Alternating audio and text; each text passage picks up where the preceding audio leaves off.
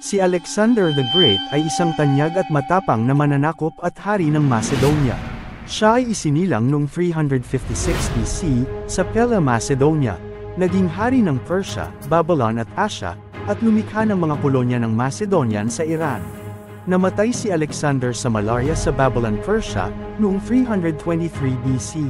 Nang si Alexander the Great ay madali nang mamatay, tinawag niya ang kanyang mga general, at sinabi sa kanila ang kanyang tatlong huling kahilingan.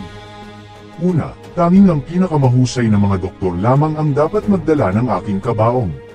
Pangalawa, ikalat ang aking kayamanan sa daan patungo sa libingan. Pangatlo, hayaan ang aking mga kamay na nakabitin sa hangin para makita ng lahat. Ang kanyang mga general ay nagulat at hiniling sa kanya na magpaliwanag. Sumagot si Alexander, Gusto kong bitbitin ng mga doktor ang aking kabaong, para ipakita na kahit ang pinakamahusay na mga doktor, ay walang kapangyarihan na pagalingin ng isang tao, sa harap ng kamatayan.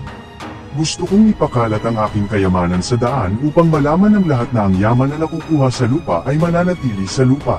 Gusto kong malayang umindayog ang aking mga kamay sa hangin, upang maunawaan ng mga tao, na tayo ay ipinanganak na walang dala, matapos mawala ang pinakamahalaga sa lahat, ang oras.